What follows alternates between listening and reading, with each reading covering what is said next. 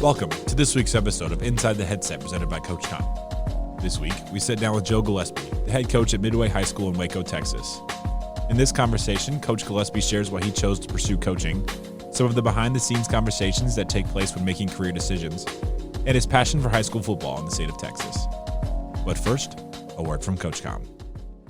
Deuce left, check with me. If they're in quarters match, we're going to Pittsburgh or Ohio. They're in zero. Let's go Hippo, Seattle, wide choice. If we call the protection right, it's 6. When a play call is the difference between winning and losing, your headset choice could be your most important decision. When the call counts, CoachComm is the only choice for clear, dependable communication. Visit CoachComm.com for more info. We got it, guys. Good job. Now, let's get inside the headset with Coach Gillespie. Coach Gillespie, thanks for joining us. How you doing? I'm doing great, man. Thanks for having us, Mario. I appreciate it, man. No doubt. Thanks for making the super long trip to the office here. Yeah, nice to have you right here in Waco, man. It's nice to be here. I promise you that. Well, congratulations on the new gig at Waco Midway High School here in Texas. Super exciting to have you here. This is a program that was in the state championship. I mean, I think maybe my first or second year here at the AFCA. Yes, sir. Looking for some direction right now, and it looks like they got the right guy. Well, they've got a lot of tradition and a lot of success and legacy of excellence, all of those things. And so I can tell you, my family and I, we're excited to be a part of the Waco family, especially the Midway Panthers. Yes, sir. Yes, sir. Well, we'll dive into a little bit more about what's in store for Midway, but let's take it way back, man. And let's start with the first question I always ask on the podcast is, when did you decide you wanted to be a ball coach and be a part of this great profession? I tell you, it's really kind of easy for me. And fortunately, I've kind of known for a long time, most of my life, what I wanted to do. My pops was a football coach. He was a ball coach and just a coach in general. And he coached at the collegiate level. And I was kind of his shadow. I was one of those field house rats and, just grew up in it and being around it and just knew, I knew at an early age what I wanted to do. And, he was extremely successful and just made a tremendous impact on people's lives and stuff. And so, when I went into high school, obviously every young man has a dream of playing in the league and stuff like that. Wasn't quite good enough to be able to do things like that. And so, I had great experience in high school with Art Browse and Mike Copeland and, just a slew of guys that made a tremendous impact on me, some of the greatest teachers and coaches that I had. And so I knew going into college exactly what I was going to do, never wavered from it, didn't take any extra classes or change my major or anything like that, tried to get out as fast as I could because I knew what we wanted to do. And I knew I wanted to do it at the high school level. I really didn't have any plans to be at the college level. I had a couple of opportunities, obviously, straight out of college, and whether I could have GA'd where I'd played and stuff like that. And I was already married in college, and we were living on nothing but love, and so we needed to go make a little bit more money than GA money, but I knew that I wanted to be at the high school level, and so.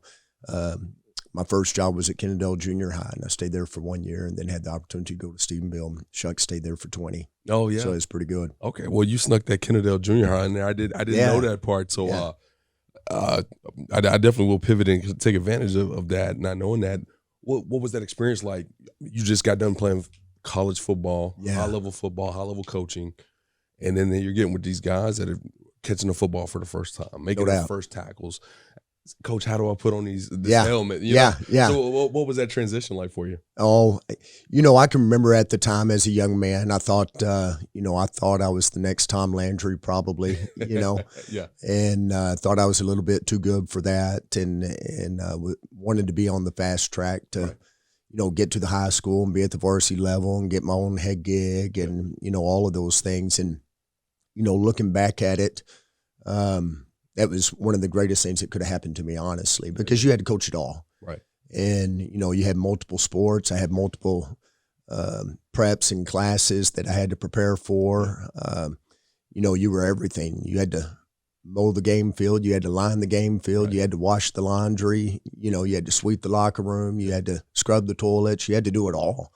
And then just teaching those young men, you had to sit there and coach every position. And, I was always a defensive guy and just really kind of wanted to be on the defense side of the ball. I had a blast sitting there getting to coach quarterbacks to O-linemen, and it forced me to learn a lot of football and to learn a lot about kids, and, man, really just start at the very basics. And I think that, obviously I think a lot of those things I've kind of carried throughout my career. Yeah. And, don't take anything for granted and start off at a elementary level and let's grow from there. Really hone in on those. Absolutely. Yeah. Absolutely. Now you mentioned your dad was a collegiate head coach or a collegiate coach. It's interesting. We're probably 350 episodes into this podcast, so we've had our fair share of coaches that have come on and said, my dad was a college coach, and I wanted to be so far away from the profession. And then they end up getting sucked back into it, or you have a bunch of guys that are like you, like, hey, this is what I want to do as a career. Was there anything that you saw that from his profession, from the grind and all that kind of stuff that kind of happens at the collegiate level, really at all levels in this day and age? But was there anything that ever steered you away from it? Was there anything that you maybe didn't want to do in the profession? I think, there was a couple of things. Like I said earlier, had some very impactful guys through junior high and high school that made such an impact on me. And I kind of knew then that's the level that I wanted to be at. And then I think there was I grew up in Stephenville. My dad was a collegiate coach.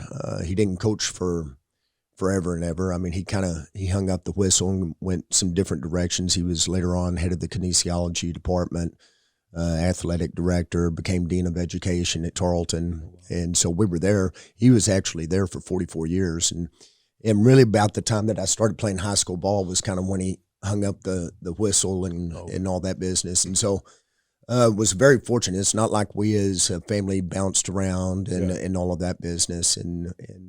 But that was kind of at a time when college coaches, it was on the rise of things. Yeah. And, I had a great experience. I was, pretty much born and raised in Stephenville. Mm-hmm. And, I wanted to raise my family the same way, that my pops and mom were able to give me that opportunity. I didn't want to bounce my kids all over the place. There was a little bit more stability at the high school level. Mm-hmm. And so, there was just a slew of reasons why I wanted to do that. I mentioned, straight out of college, I had an opportunity to sit there and stay at the collegiate level, but I knew exactly what I wanted to do. And so we went that route. And, early on, first 5-6 years, there was probably an opportunity or two in there to get in at a lower level type deal. And like I said, we were starting to have kids at the time, and I just didn't want to bounce them all over America. Right. I was a little bit concerned about that. Yeah. And plus we were winning at Stephenville. And, there was a lot of good times going on and, just a great place to raise your kids and stuff. And so our two older kids actually were born and raised and graduated from Stephenville. And then our youngest one is just now a senior in high school. And so he's had to sit there and bounce with Pops just a little bit, but not too much. Yeah. So he's probably have a little bit more of a, experience in regards to that. Now, we definitely will get into some of the decision-making things, especially having a family pretty quickly out of college. So you're at Kennedale your first year. And then, yes, sir. You end up back at Stephenville. How did that happen to get you back home so quickly? Yeah. Well, it was kind of crazy. And like I said, when I went to the junior high level, I thought I was a lot better than I really was. And I can remember a gentleman named Dan Smalley, who actually played for my pops at Tarleton, was the head coach at Kennedale, and he gave me my first opportunity. I'm forever in debt to him. But I can remember, just sharing with him, hey, I really want to get it at the high school level. I want to be at the varsity level, and I want to do this in a fast track way, and just. When I came on staff with them, that was kind of my goal. And there was an opportunity in the spring where something opened up and I didn't get it. And so it upset me a little bit. And so I just started reaching out to the people I knew. Yeah. And Steve Freeman was a defensive coach at Stephenville when Art brought him with him when he first came to Stephenville in '88. And Steve had just gone to another school, and I reached out to Coach Browse and just kind of told him, hey, I'm looking hard if you can help me and things of that nature. And obviously I'd love to be at Stephenville, and reached out to Coach Freeman, reached out to several people, and just letting them know, hey, I'm looking real hard. And so, I can remember visiting with Coach Browse, and there was there was a whole lot of continuity at Stephenville. At the time, they were 32-0. They just won back-to-back state championships in 93, 94, first state championships ever in a football-wise at Stephenville. And, they were rolling. And so, the probability of getting on was very slim. And then he just called me. It was early May, and I can remember him. He called Kennedale Junior High.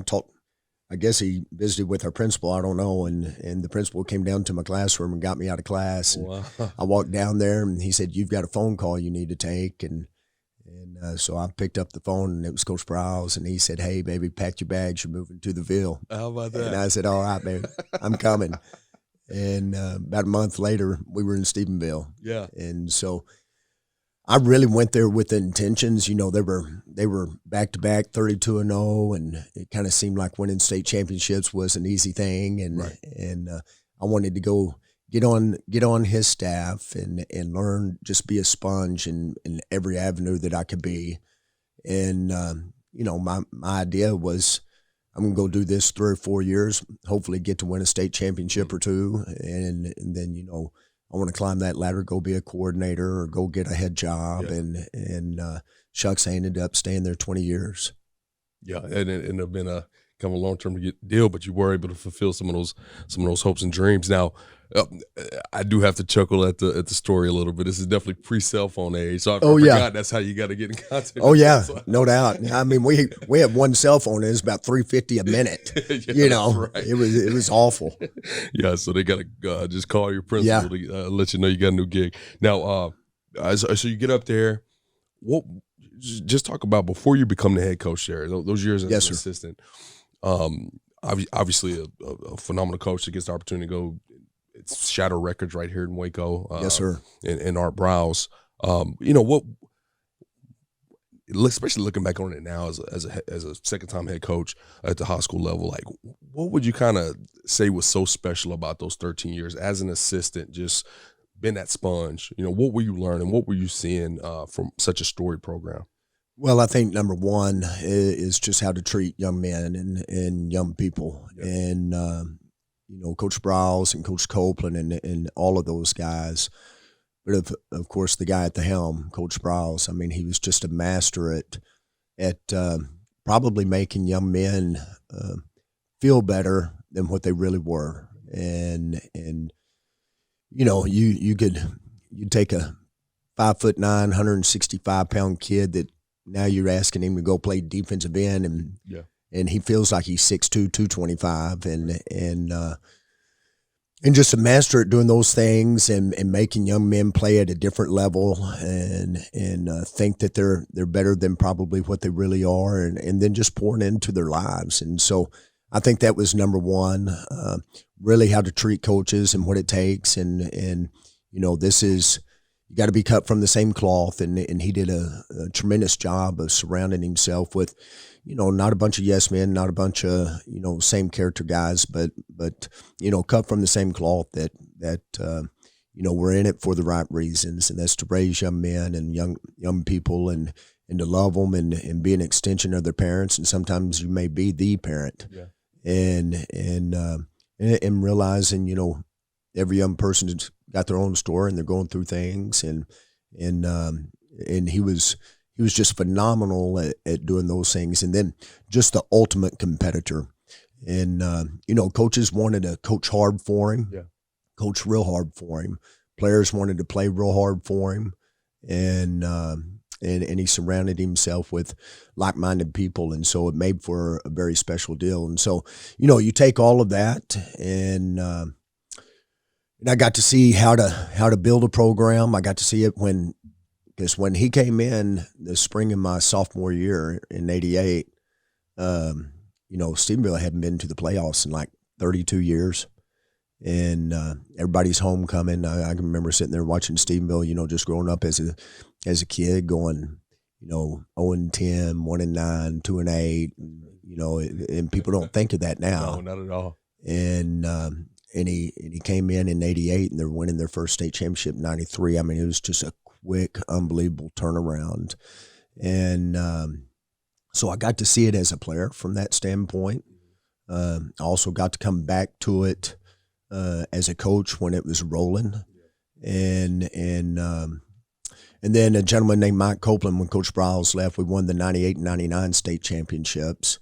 And in January 2000, he took the job with Mike Leach at Texas Tech, and a gentleman named Mike Copeland, who's in the THSCA Hall of Fame. I mean, shucks, he's been at Stephenville for 50 years, and he took over. He was probably the only gentleman in America that could have taken over after Coach Sprouse, and if you didn't go win a state championship, they weren't going to sit there and drag him out of town or anything like that. And so Coach Copeland took over, and we kept everything rolling the same way, and because we had a lot of success, and then after that, Coach Copeland did it for about 3 years and then retired.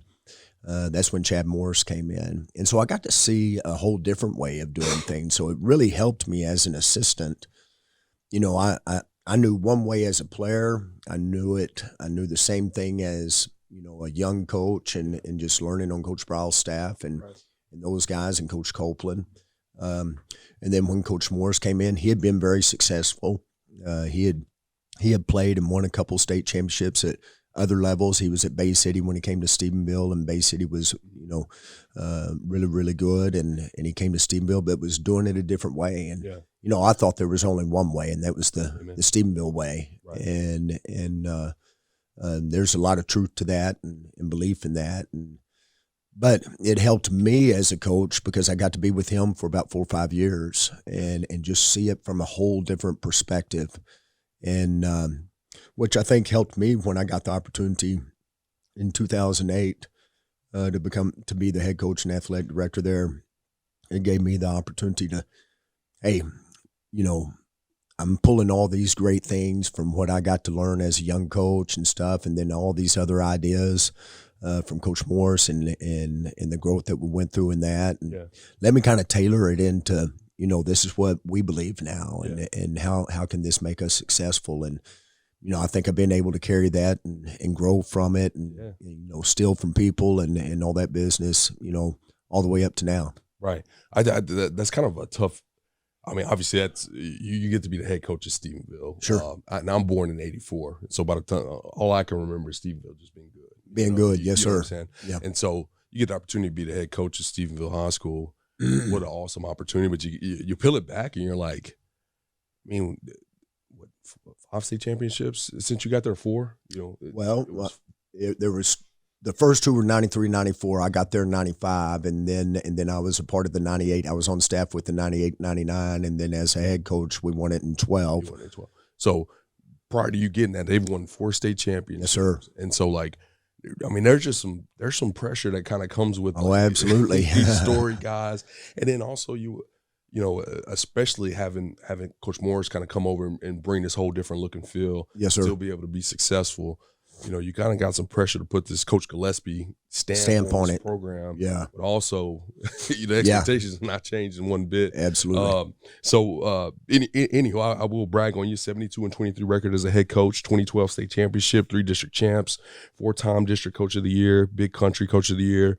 And you went represented well. Obviously, you kind of tapped on already kind of my question here as far as what do you think contributed to that success. But let's flip it. What were some of the challenges? Being a head coach there with that much, with that much at stake. This is when people think about Texas high school football, the city shutting down. This is Stephenville. This is the place that you think about. Yes, sir. What were some of the challenges for you? Well, I think for me, I've been there, and some of these were, gifts and a curse, and some of the great things was that I've been there for 13 years. Yeah. And so I already knew, the pros, the cons, knew the ins and outs, so to speak. knew the kids, had a great feel of the kids, and things of that nature. Some of the hard things about it is this is my hometown. Yeah. And so I've been there long enough that, people that I played with, now I'm starting to coach their kids, that I grew up with. Yeah. And they knew all my wild hair stories and stuff. And so as a high school kid and just growing up, but some of the tough parts was, there was a lot of success and a lot of overzealous, about their ball and about winning. But I would much rather be a part of a community that's overzealous for their kids than not active at all. And I think there was some, which is good. There's those expectations that aren't always reality. Yeah, absolutely. And then, coming from the tree that I came from, there's this expectation that, shucks, we're going to do it all again, and we're going to win multiple state championships. That's going to be a norm. Good thing, what I say good, in 1999 I take over in 08, and 99 was the last state championship that they had won. Unfortunately, Stephenville from that point up to 08 had really just been going about one or two rounds deep and then get knocked out. Yeah. And except for one season in 05, we went to the semis. And but the rest of them, it was one and done, two and done. And so it was kind of one of those deals when got to take over, people in 98 and 99, it was just kind of an expected deal. Yeah. And then they've been removed from it long enough that there was a new excitement in the town and a new hunger, and didn't start off very well for me. I mean, game one, we played Aledo and got beat in the last minute of the game. Game two, we played Denton Geyer and get beat in the last minute of the game. And game three, we're playing Brownwood, who's a tremendous rival at Stephenville. We go down 21-0 in the first quarter. Oh my goodness! And I'm thinking, my goodness, what's happening? Yeah. But we ended up coming back and winning it 31-28. But just the pressure that you put, I don't know that people have put a lot of pressure on you and stuff. I don't know that we as coaches can. There's not too many people who put more pressure on us than what we put on ourselves. Yeah, no doubt. Just growing up in it being your hometown and made it a little bit different. And but we had gone, fortunately that year one, we fought through some hurdles, early on in the season and ended up going to the quarters and ended up being a really good season for us. And there was just a new excitement that came with it. And, you want to be successful and these kids be successful. It takes a whole community. It takes a whole village. And I think the whole place just really got behind us, and that's what helped us. Now, that 2012 season, obviously you're going to win the state championship. What was, being able to see some of those state championships earlier in your career? Sure. What were some of the commonalities from a program when you start talking about that high level of success in Texas high school football to be able to go win a state championship? What were you seeing from that team that let you know that, hey, this is the year, this is the one? Yeah.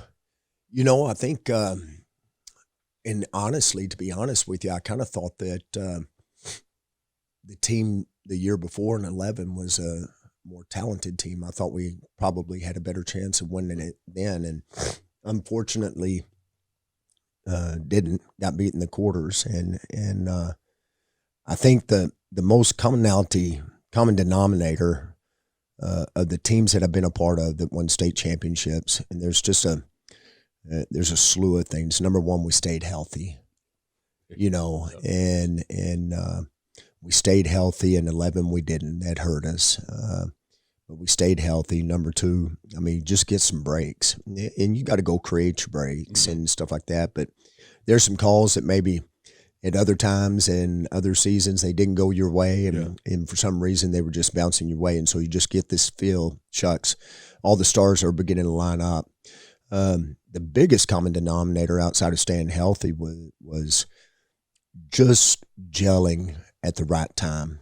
And, to sit there and come out game 1, game 2, game 3, game 4, and be at a state championship level, that's hard to sustain, especially at the high school level where you're going to play 15, 16 games. Yeah.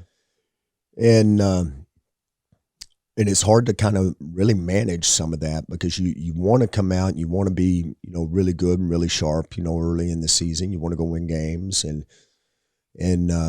but you just want to keep taking those progressive steps forward. I always thought, if you could get to game 8, game 9, and man, you're playing your best ball at that point, and you can stay healthy and then just, get fine-tune the special teams and all of that stuff. Then game 8, game 9, if you were sitting there really gelling at that point, then you got a good opportunity to make a deep push and make those deep pushes and stuff and get yourself into the quarters. You're talking about there's 8 teams left and get down to single digits of teams left in your division, then you got a great opportunity. And that was probably the biggest deal. The next year in 14, we were as good as we were in 12, or 13 rather. We were as good as we were in 12, and again in the quarters we got a quarterback hurt, and it's just those common denominators was health and just gelling at the right time, man. Yeah, that's. I've never heard anybody say it better because, obviously you could, it's just the culture and it's all this stuff. But, this is just the reality. Sure. The best ability is availability, number one. Absolutely. First and foremost. Now, I do have to ask you this question, especially kind of, I think about 80s football. Sure. 80s football. Yeah. Where 2-a-days was 4 days. And, it was all padded and it was not water breaks. Just all the insane stuff that was just so natural. And, you're looking a few decades later, and you're talking about availability. Sure. Has that changed how you approach anything, whether it's preseason or in season, in terms of saying, hey, I need you healthy right now, but I also need you healthy week 12. Absolutely. So has your mentality changed, especially growing up kind of in that more just tougher, rougher culture of football? I started this kind of funny story, but Coach Browse was the head coach at Stephenville, and it was in our 1998 run. And Kendall Browse was a sophomore in high school, and he played safety for us his sophomore year. Phenomenal athlete. And we're playing Andrews round 1. It was probably the state championship, round 1. And they have a running back named Shad Williams. Shad, just an unbelievable football player. And Shad Williams sat there, and this opening series of the game, he busts one for about 70, 75. Of course, we always taught our kids we never give up and things of that nature. And Kendall chases him all the way down the field and runs 75 yards trying to catch him. Of course, Shad was fast. And I just happened to be standing by Coach Browse, and defense comes running off the field, and I remember Coach Browse looking at Kendall, his son, and going, "What are you doing?" He was like, "What do you mean, what am I doing?" He said, "Like you're really going to catch that guy?" He said, "Just save yourself. We got a lot of football left to play in this game." And it kind of, I remember kind of looking at him going, "You got to be kidding me!" But then it made some sense, and so I kind of. As a young coach, I remember him doing that, and I remember, Kendall kind of looking at him weird, and then I kind of sat back and thought, and I was like, all right, there's some sense to these things, and so, just how to take care, just what you were saying, how to take care of kids, best ability is availability, right. How to be smart in your preseason and what you're going to do. Obviously, we want to win games and things of that nature, but at the high school level, a preseason game is nothing but a tune-up game. Yeah. And in college, it's a little bit different, obviously, but it's nothing but a tune-up game. And so we would play some hard teams and stuff like that. May go 2-3 or something like that. But then we were making deep pushes into the playoffs because of those things. And just how to take care of kids, and it's certainly changed over the years. I don't know that there's any one way of doing it because I think every team is different. Mm-hmm. I don't care what you got returning, what that locker room looked like. Every team, every year is different. And if you treat the second you think you've got it all figured out, that's as soon as you don't have it figured out. Right. And so trying to figure out who that team is. I know in 2011, we had one padded practice through fall camp, through everything. We had one padded practice the entire season. They had a really good team. Yeah. And I went into 2012 with the same mindset. And we got beat game one. We were number one in the state, ranked number one in the state. We got beat game one, probably the greatest thing that happened to us. Yeah. And we were a talented bunch, but we weren't as tough as we needed to be. And we went full pads every single day, good on good, rock 'em, sock 'em, all the way up to the state championship game. Never let up.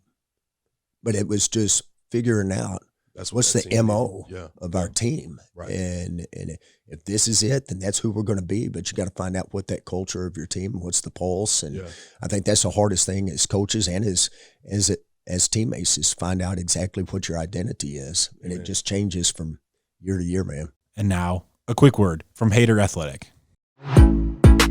Since 1954, Hader Athletic has been your trusted partner in football practice equipment. Handmade in the USA with care and dedication, our products are crafted to elevate your team's performance. But what truly sets us apart? It's our unwavering commitment to customer service. When you reach out, you'll be speaking to a real person with extensive product knowledge that prioritizes you getting your equipment fast. Experience the Hader difference today. Visit HaderAthletic.com and join the community of coaches who trust us for quality, reliability, and expertise. Hader Athletic.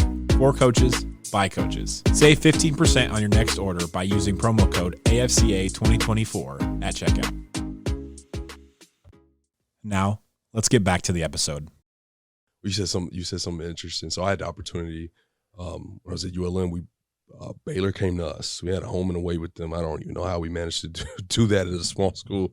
We had a home and away with Baylor University as Browse was the head coach, and they came up and we actually played them pretty closely at our house. And then we came back and we came back here to Waco, and they literally could have scored 100. And, people say that. They could have scored 100. I mean, Coach Browse was trying not to score 100 on us. It was insane. And so right after that, I think we had our bye week, and we actually sat down. We came in, we cut the film on. We didn't watch ourselves on offense. We watched Baylor's offense. Sure. And one of the most interesting things that we found was when those guys want to pop up and throw a screen, the other side, the receiver just stood there and watched. That's right. And we're like, I know. Huh. And we watched those corners and safeties that were guarding them go sprint 40 yards to go try to catch.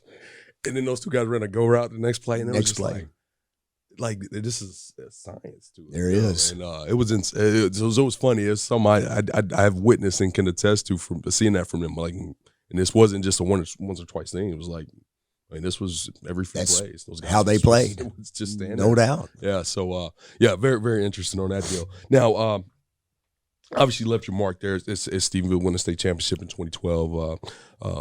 Did a tremendous job. And in 2015, you get an interesting call from Coach Montgomery for an opportunity to go coach at the collegiate level. At this point in time, you've been married for a while now. You got older kids. Yeah.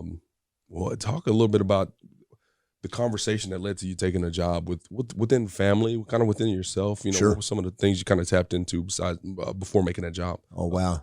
This may get a little deep, but if you will, as long as you're willing to, it's all good. Oh, that's cool. I can remember, was having some success there and started kind of looking. I've been at Stephenville for a good minute. Oh yeah, and there was that itch for a new challenge, kind of rising up within me, and. But our oldest son was a senior in high school when Philip gave me the call. He was a senior in high school. We had just gotten beat in the semifinals. I knew Philip was up for the Tulsa job, and we had just gotten beat. Our daughter, so our two oldest ones are 11 months apart to the day. Our daughter was a junior in high school. Only way that could have been better is if the oldest would have already been graduated and she would have been a senior. Mm-hmm. And then our youngest at the time was in the 3rd grade. He's a senior in high school now. And I remember Coach Browse calling me, and he said, "Hey, do you want to coach at the college level?" And I was like, "Heck yeah!" And I thought he was calling me about joining his staff, and I was like, "You got to be kidding me!" Yeah.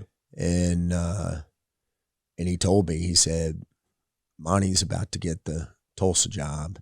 You need to tell him, and you need to tell him that you want to be on staff, and you need to do it fast because things are going to happen fast."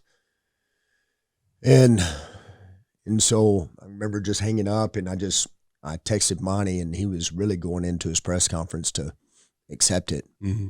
And I just hit him up and said, "Hey, congratulations, and really excited for you, and said I'd love to talk to you if there's any possibility or interest." And he said, "Man, I'm going to hit you here in a little while." And I wasn't real sure that that's what I wanted to do yet, but I wanted to entertain. Yeah. And so, long story short, a couple weeks go down the road, and of course he was trying to finish up the recruiting there and trying to get a staff and just trying to, learn where Tulsa was. Yeah. And he calls me up and said, "Hey man, I'd love for you to come and coach our linebackers or coach our safeties, whichever." Bill Young was the defensive coordinator. And he said, "I want you to talk to Bill, and you and Bill can figure those things out. I'd love for you to do it." And so I talked to Bill, and, I didn't know what in the heck I was going to say. I mean, this is a guy that was a legend. I mean, he'd been everywhere and been the D coordinator at Oklahoma State, Ohio State, Miami Dolphins, USC. I mean, he'd been everywhere. And here I am at Stephenville. And he was the greatest human being I've ever been around, and truly is one of those dudes that had forgotten more ball than I'd ever learned. And he was like, "Well, shucks, man, let's go. I'd love for you to come." And I visited with Phillip, and I said, "Man," he said, "I need you to take a day and give me an answer." I said, "Coach, there's no way I can just take one day. I'm going to have to, my family's going to have to come see it, smell it, touch it." Okay. We've been here 20 years, and for me to uproot my family and everything, that's going to be pretty difficult. Yeah. And without them at least getting to come see everything. And he was gracious enough to give me that opportunity. And I remember the whole family, we loaded up in the car and we drove to Tulsa. Honestly, I knew Tulsa was in Oklahoma, but I thought it was up in the Panhandle or something like that. Yeah. And found out real quick it was northeast Tulsa or northeast Oklahoma, and beautiful country. And we get there and Monty trying to get his staff filled, and because he needed guys to be on the road recruiting, and selfishly I wanted to do it. For me, from a family standpoint, I was about to not take it, and I can remember Coach saying, "Hey, I need you to tell me tonight whether you're in or out." And man, we stayed up till midnight talking, and then I went up to the room in the hotel that we were staying in, and I said, "I got to go talk to my family one more time." So I went up there. Of course, the little one was already asleep. The two older ones were waiting, and my wife, and I went up there, and I was just, my wife was a teacher. We'd been going to the same school for 21 years, and together and stuff like that. And, I'm trying to explain to her, shucks, we're going to have to sell our place. We're going to have to, it's never going to be the same. We may bounce around a little bit. And I was really kind of trying to talk them into why I shouldn't take the job. Right. And my 18-year-old son stands up, and he's senior in high school, and he's about to graduate, and he just stood up and he was like, "Pops, you always sit there and say, as long as we got each other and we got our faith and stuff, then nothing can ever come between us. There's nothing that we can't do. So why all of a sudden now? Yeah. Are you letting all these things play?" And he said, "Well, yeah, it's going to be hard, but everybody will adjust and we'll be cool. And I kind of looked at him and I was like, well, you know what? Shucks, I've got to take this job now. I don't have a choice, because I got to been trying to teach my kids and everything, all of this. And so that's really what made me take the job, outside of just loving to be with Monty. I mean, I don't know that there was too many people that I could have gone and left and gone to the collegiate level for, but I knew what type of family man he was. I knew his faith, and I knew that he wasn't a guy that was looking for the next shiny coin, and he was going to be loyal where he was, and he was going to be 10 toes down, and then he was going to be loyal as heck to his staff and their families. And so there's a great deal of confidence and comfort with that. And so we did it. We took that leap of faith, and I sat there and thought to myself, give it a year or two and see if you can do this. And if you can, or if it's not just who I am, then shucks, I'll go back to Texas and maybe I can go spot the ball for somebody. But I'll go back to the high school level because I loved every minute of it. Yeah. There was never a time that I did not enjoy it, and I loved every minute of it. And so, got up there and had a little success, the first 2 years, and got bowl eligible, and actually got close to playing for a conference championship year 2, and so we were growing and getting better and having fun, and that challenge, I was learning more football than I had learned in the first 21 years of my career. Yeah. But of course, at that level, as coaches, I mean, there's about 2 things that you do, and that's recruit, and you sit in a room talking ball. That's it.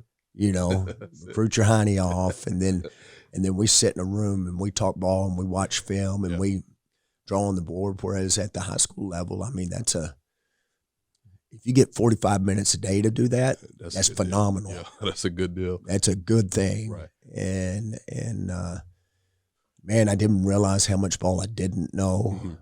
And I was learning like crazy. And so I was just having a blast with it. And then it just started working out pretty well for us. Yeah. Well, I appreciate you kind of diving us into the dialogue that happens, because this is big decisions that sometimes I think as former coach myself, like I don't think we do a great job of sometimes communicating that. It's something I want. Yeah. Honey, back up, let's go. Yeah. And like having that dialogue is important. I think, even putting that 24-hour rule on you, or not 24-hour rule, but putting that time frame on you, you said, hey coach, look, this is what needs to happen. Because I think these last few podcasts that we've had here since we've been in 24, we've had a lot of these conversations where it's like, the opportunity is exciting, but it's more than just a job. It's more than just the pay. It's also these guys that I'm going to be sitting around in these rooms with for the next for 20 hours of a 24-hour day. Yeah. And it's probably more unique for you in the sense that, since 08, you were setting the schedule. Yes, sir. If I need to go do something with my kid, I could go do it. Go do it. That's right. It's my time. And so I guess I just asked you this question real quick. How important is it, you had the luxury to already know Montgomery, right? Yeah. But how important is it to make sure that you're interviewing the people as well? You're not just the interviewer, the person getting right. You're putting yourself around good people for your own sanity and your family's sake. Yeah. How important is that piece? The longer I've been doing this, and some of the roads that I've been down and stuff, it's probably the most important piece. Right. And a lot of great programs, a lot of great coaches, a lot of great people, a lot of great staffs and stuff like that. For me, my experiences have been, just like I said earlier, I want to surround myself at Midway, at Stephenville, when I was at Tulsa, TCU. I want to surround myself with cut from the cloth, same type people.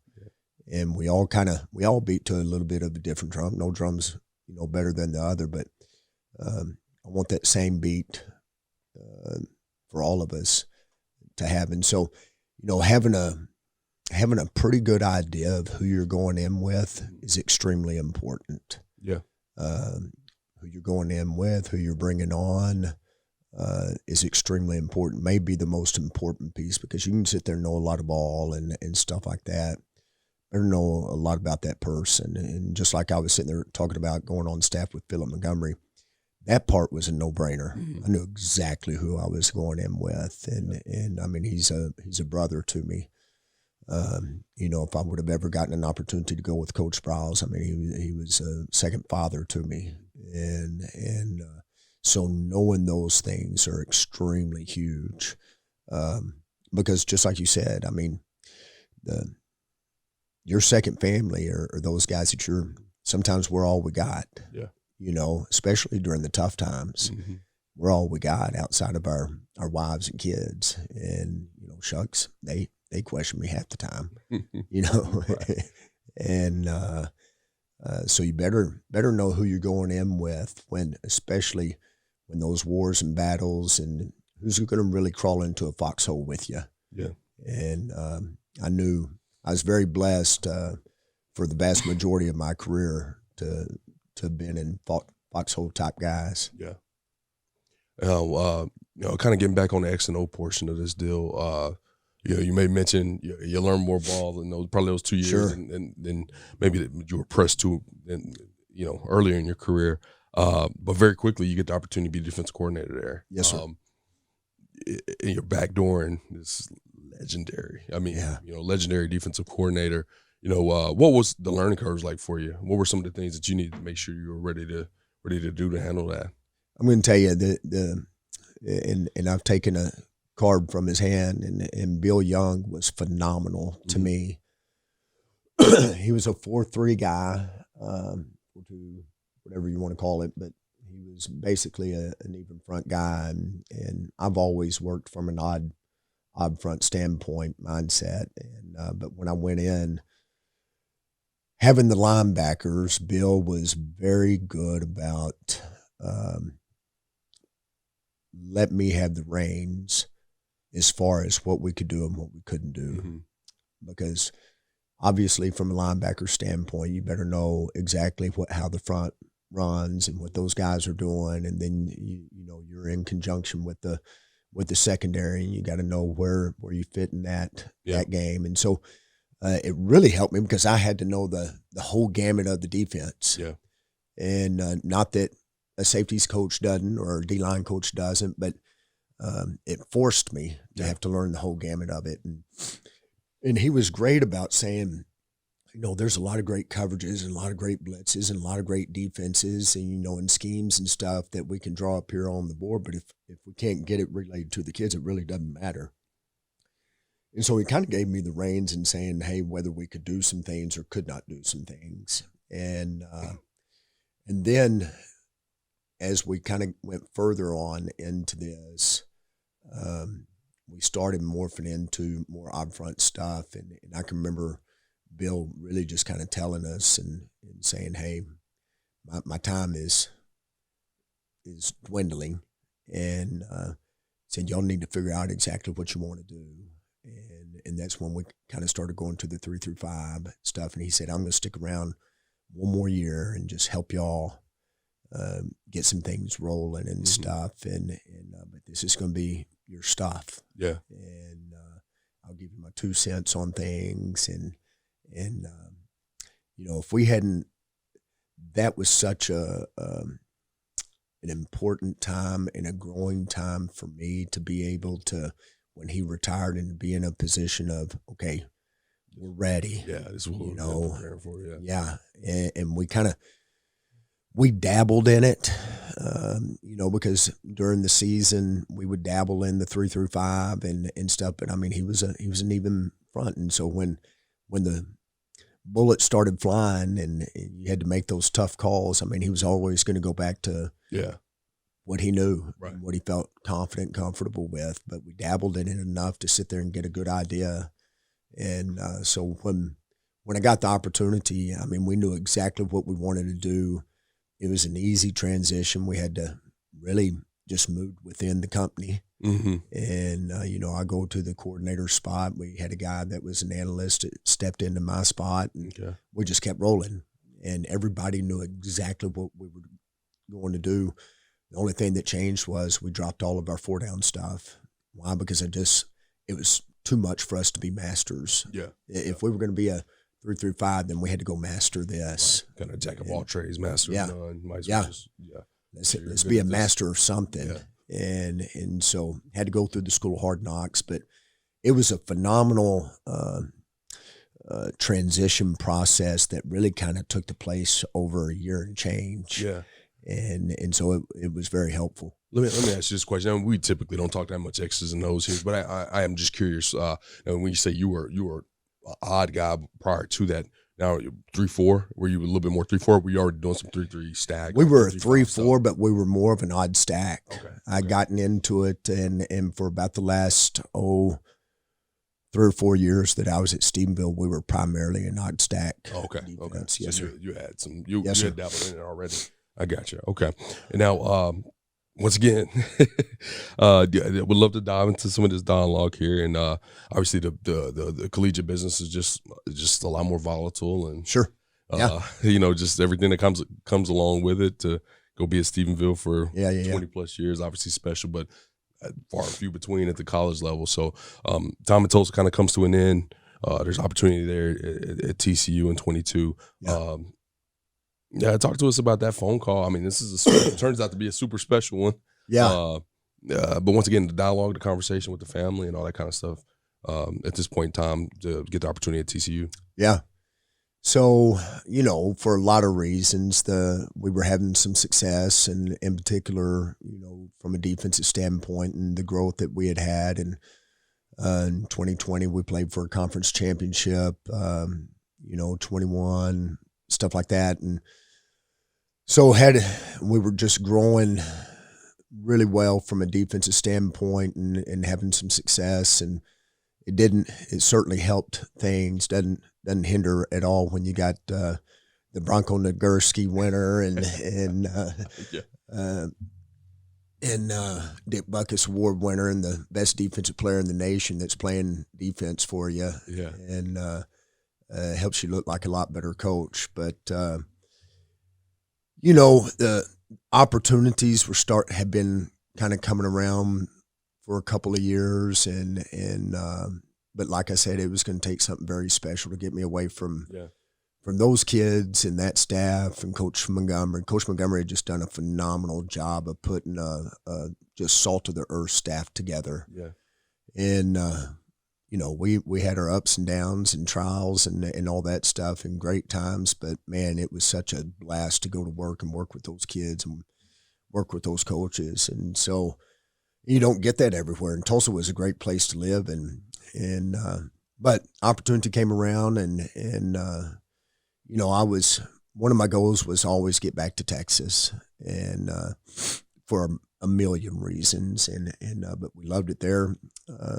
Our youngest son, our daughter, that was a junior in high school when I took the job, actually went to the University of Tulsa, got her degree there, met her now husband there, and they blessed us with 3 grandkids, and so I mean, there's so many blessings that came out of that little move that was so hard for us, and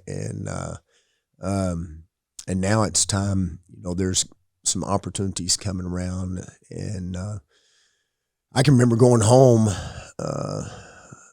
My agent had called me, and I was at a recruit's house. I was doing a visit at their house, and we had dinner, and they were about to do the early signing, and just kind of going over that. My phone had been ringing off the hook, and of course I couldn't take it, and then I left, and it was my agent. He said, "Hey, it looks like TCU is going to go a different way." And I was like, "All right, well, whenever they do that, would you mind asking Sonny what it was, and so that I can work on whatever it is." And so I drove home, and my wife and my son Jake, he was a sophomore in high school at the time, and shucks, he lived in Tulsa now for 7 years, so it was kind of home to him. And what high school was he going to? Waco. Okay. Yep. And so every time I'd come home, they were like, "Have you heard anything? Have you heard anything?" And so I came home and I said, "Listen, it's not going to happen at TCU, and that's fine. We're cool here, and I love it here." And And we were just sitting there in the kitchen talking, and I remember my son going, have they given you a reason why? And I said, no, I hadn't gotten to talk to him. And all of a sudden my phone rings and it's TCU. And I said, well, here, it's on, I'll just put it on speaker. This is the Dear John, sorry, but we're going a different direction. Right. And I just put it on speaker so everybody could hear it. And it certainly threw me a curveball because that wasn't the way that it went. Right. And we had talked about it, and I'd already talked to my son, and, that was the biggest deal. My wife and I can do anything. Yeah. And, but I talked to him, and I was like, it was a hard move for you when you came here. Mm-hmm. But you were a little dude, and you got through it. And now here you are having a lot of success where you've been here for the last 7 years. And, to uproot you halfway through high school, it's going to be a tough deal. And, family's a lot more important to me than that game. Yeah. And so he was like, Pops, if we got the chance to go back to Texas, I'd like to play some Texas high school ball. There you go. And so when they called and they offered me the job, I mean, I just looked at them, and, my son was fired up, and my sister lived there in Fort Worth. My mom and dad still live in Stephenville. Just kind of got us back around family, and stuff. And the hardest part was leaving our daughter and son-in-law and grandchildren, and, that were living up there. And but jumped all over it, and was very, blessed for the opportunity, and got us back into Texas, and so that was a great experience, and a great experience. It was the biggest blessing was for our son. Yeah. And he just had an unbelievable experience. He went and played at Alito, and okay. Oh yeah. He came in and got to start at safety for him his senior year, and he just recently he signed with SFA, so he's playing collegiately, and that guy won the first 2 games that he played here or at Alito for.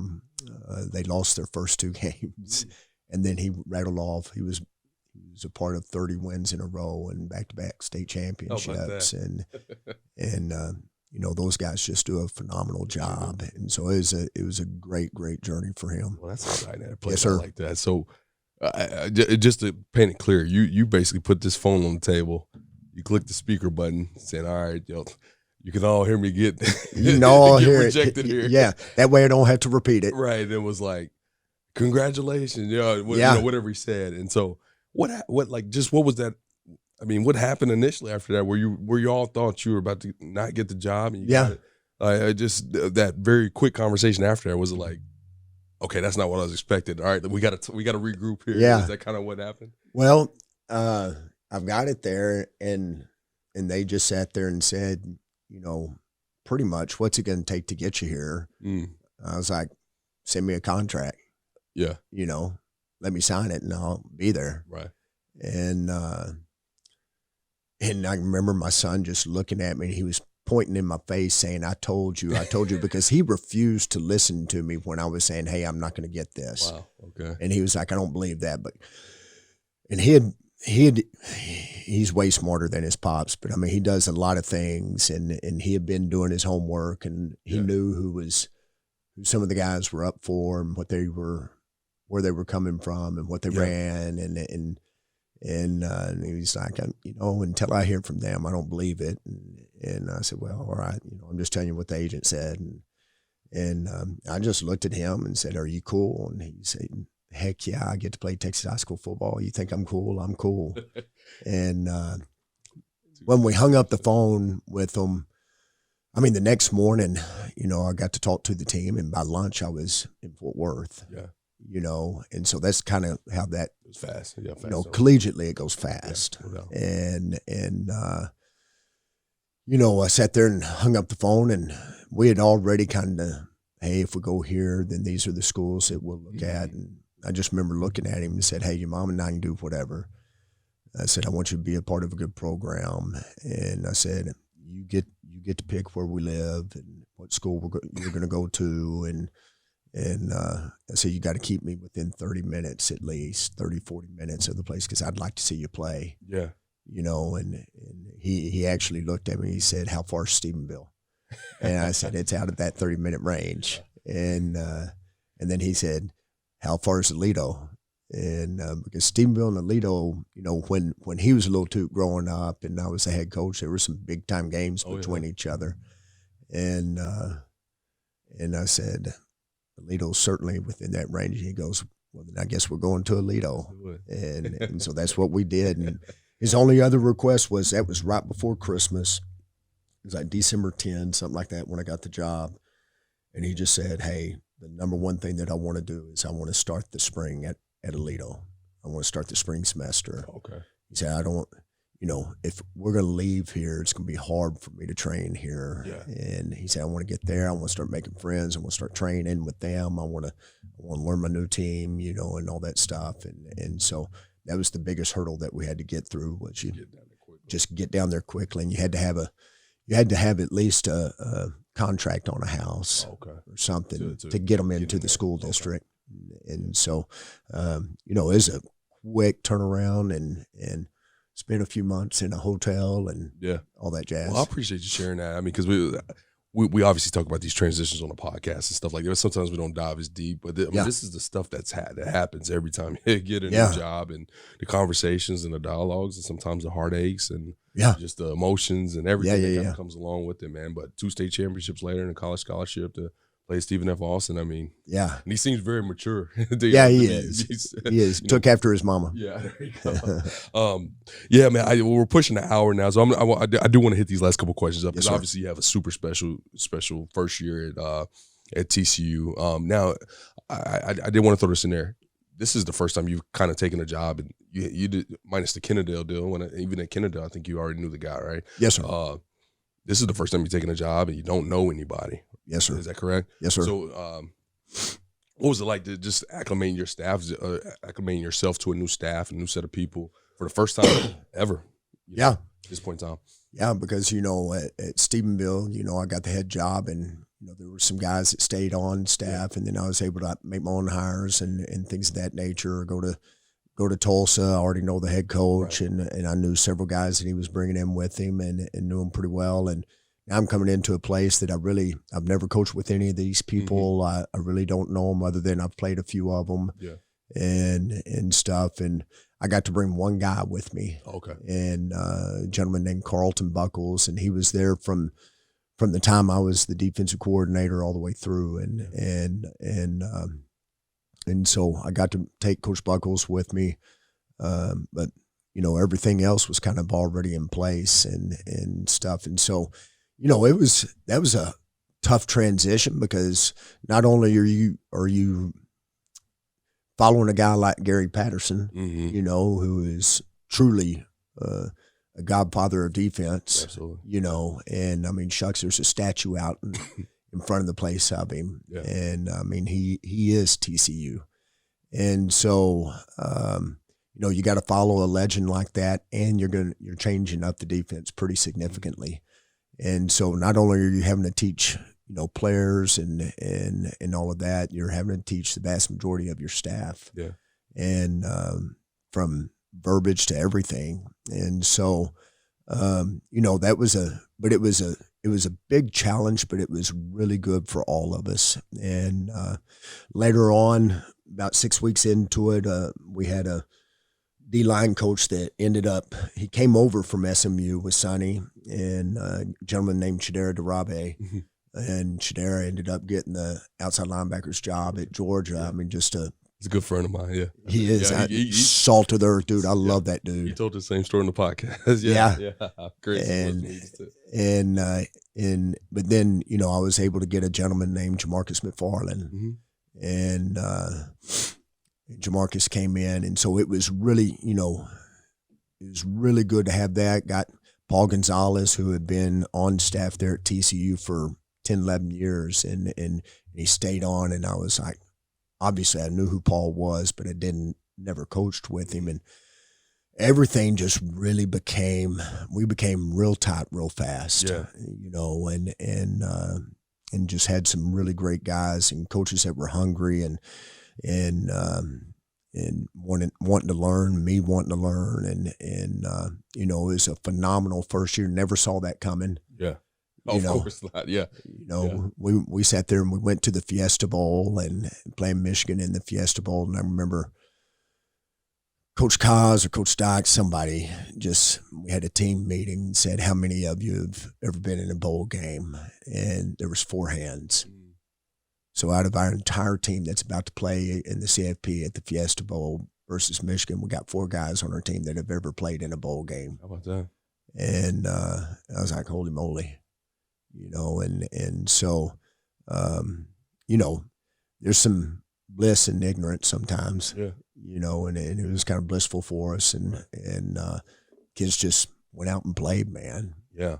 Well, it's, you know, you go ask any first year staff, you know, it's our first time kind of with these young men. You're just hoping you can get them all running in the same direction. Absolutely. You're just hoping. I mean, but now you're sitting here in the national championship in year 1. I guess I asked this question, but I know there's probably not very much tie-in. But you know, what was special about that team, and when did you know, and what were some of the similarities from those state championship teams that you were on? Quite a few. You're right. I mean, it was just, you know, we got through spring ball, and it was really at the end of spring ball. I mean, I'm talking like the last 2 practices where you started going, all right, I think we're going to be okay. And I think we'll be okay. I think we can run. Get lined up. Yeah. They're starting to kind of figure this out a little bit. And I remember just telling them, gentlemen, it's going to be so important that if we can pick up right where we left off in fall camp, if we can pick up in fall camp where we left off right here, we literally got an opportunity to think, I think we'll be all right. We'll be pretty good. Yeah. And, you know, we got a lot of challenges ahead of us. And, I mean, we were very vanilla. You know, like I said, we wanted to be very methodical and be masters of it and stuff. And so we were pretty vanilla. We went into game 1 with Colorado, and we weren't, in my opinion, we weren't very good. And fortunately, Colorado wasn't very good. And we ended up winning the game and played decently defensively. Game 2, I can't remember what game 2 was. I think it was with Tarleton or SMU or something like that. And I mean, it's just a knockdown, drag out. And, you know, we win that. And we just kind of kept each game getting a little bit better. And I'm just talking as a team. Right. Just kind of kept getting a little bit better. I don't know that there's another way to win games like we did. I mean, we won every game in every fashion you could win it in. I mean, you know, when we played Baylor, I mean, it was the run on, run off the field and kick the last second field goal and double overtime with Oklahoma State and come back from a 21-point deficit and shut them out in the second half to beat K-State. I mean, it was just every way you could possibly win. We had to, and we were finding ways to win. Kids didn't panic. I don't know that they knew enough to panic. Right. Yeah. To be honest. Ignorance is bliss sometimes. Yeah. They just kept playing, and you know, we didn't freak out about anything, and then, like I was sitting there saying earlier, we stayed healthy for the most part. Your key players stayed healthy, and we were surrounded by some dudes. I mean, we had eight guys get drafted, and then we got to that game 8, game 9, and all of a sudden you're starting to play some of your best ball. Yeah. And it was like, I don't know how we sat there and we won the first 3 or 4 ball games, and we were like, okay, you know, and nobody's talking about bowl eligibility. Nobody's saying anything. Yeah.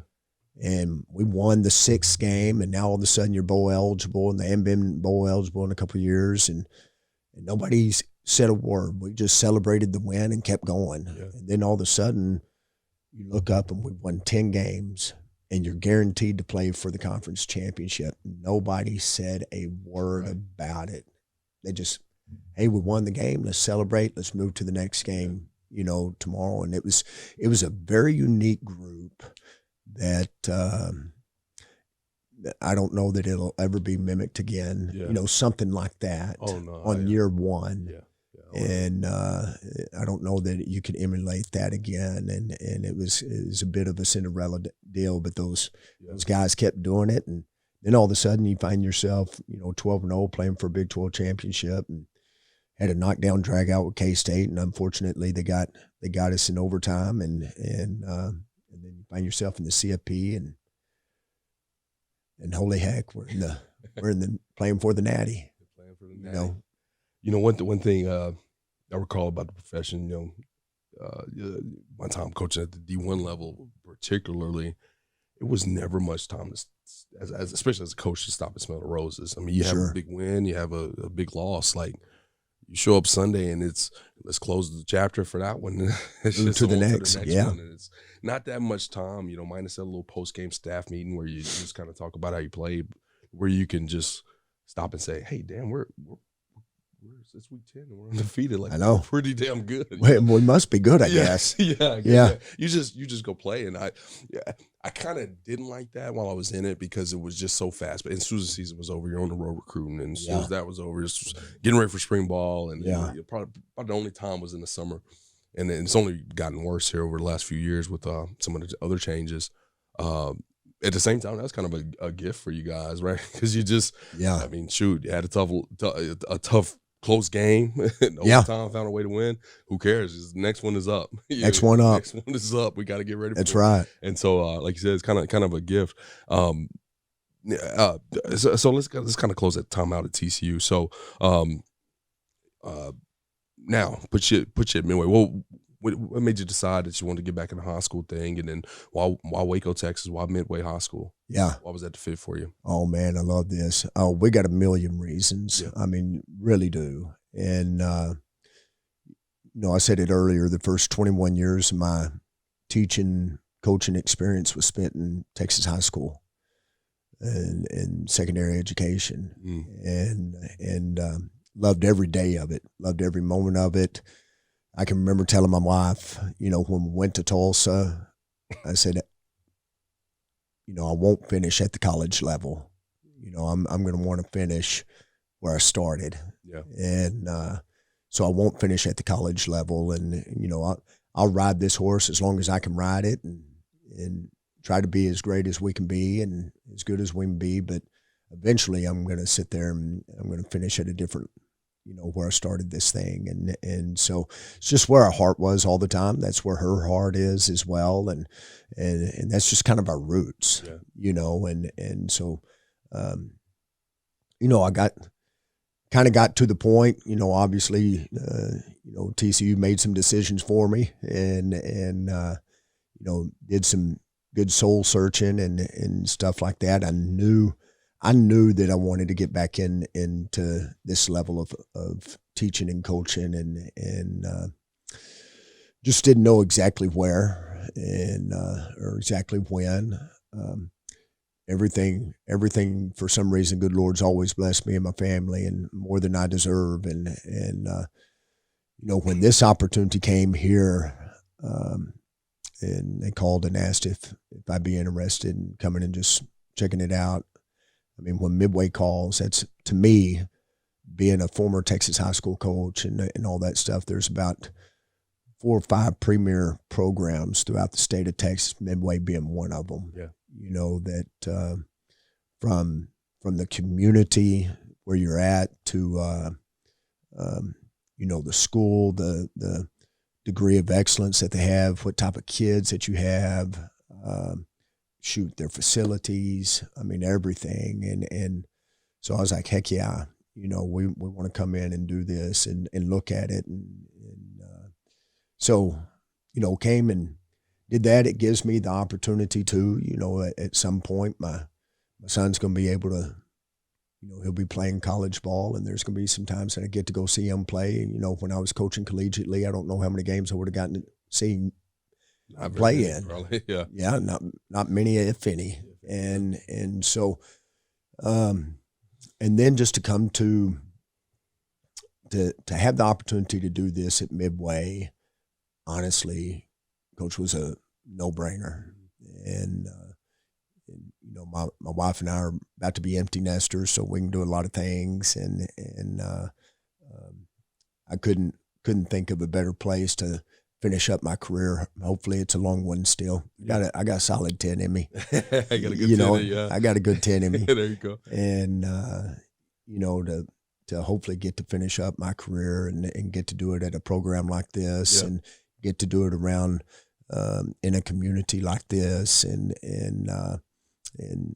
so the support and the people and facilities and just where my wife and I, our hearts are, and where God has really blessed us the most has been right here. And so man, we look forward to getting back into it and digging into these kids and pouring into them, and then pouring into some coaches now, that I think at this level you get to pour a little bit more into young men, young people.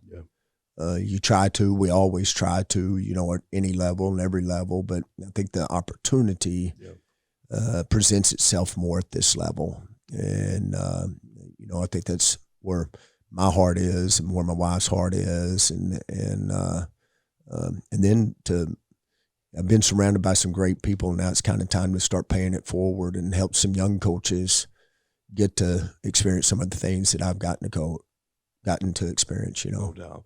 Coach, this experience with you has been awesome, man. I'm sitting here looking at the clock. Like, no way we've been here for an hour and 15 minutes. But I definitely, I left some meat on the bone for sure. Definitely could have asked you a lot more. But I do, before I let you go, I want to ask you just about the AFCA. What has it meant to you over your career, and why are you happy that you've been a part of it? Oh, I'm going to tell you, there's 100 reasons on that. And the AFCA has been so instrumental in my growth, and the biggest part is just coaches and the growth that takes place, and people that you come into contact with, and from going to the convention to getting to come here and being a part of it, and what that's done to help us grow as a coaching family, and as staffs, whether that's collegiately or high school, whatever. I know it's AFCA, but that's made a huge impact on me, and especially those people that I got to coach with at the college level. And man, what the AFCA does for us, and what it's doing for this game, and everything that we're fighting for, and they always keep kids first, and because that's why we do this. And so extremely blessed to have been a part of it, for sure. Well, Coach, it's been my pleasure, absolute pleasure here to visit with you here for the past hour. Thanks for taking a trip. I appreciate it, man. The road to come and see us, and hopefully in a couple of years we can be talking about a state championship on this thing again. I look forward to that. Let's plan on it. Yeah, let's do it, Coach. All right, man. I appreciate you. Appreciate you. Sir. CoachComm has been delivering tough headsets for tough teams for more than 31 years. It's why 97% of FBS teams and thousands of high schools across the country rely on CoachComm. Get the best for your team. Visit CoachComm.com for more info. Thanks for listening to this week's episode of Inside the Headset, presented by CoachComm. If you'd like to learn more about this week's episode, head over to AFCA.com. There, you can access every episode and find corresponding show notes. Remember, you can catch every episode of Inside the Headset presented by CoachComm on wherever you get your podcast, including Spotify, Apple, and YouTube. While you're there, we'd love for you to take a moment to rate, review, and subscribe to the podcast. Your feedback helps us improve and grow. Keep up with the latest news by following us on social media. Connect with us at Inside the Headset, and remember to tag us when you share your favorite episodes. For more updates on all things AFCA, be sure to follow the @WeAreAFCA social media accounts. If you're not a part of the AFCA community yet, visit AFCA.com to join thousands of NFL, college, and high school coaches nationwide and across the globe. Elevate your coaching game with an AFCA membership. You'll gain exclusive access to the annual AFCA convention, magazine, digital library, and AFCA Insider email. Stay up to date with the latest stories and news on the AFCA website. More than just a convention, the AFCA offers continuous education, guidance, networking, and more. Celebrate the past and shape the future with the AFCA. It's about fostering exceptional coaches who create outstanding teams and even better individuals. Invest in your skills and make a lasting impact today by engaging with the AFCA. Your journey starts here.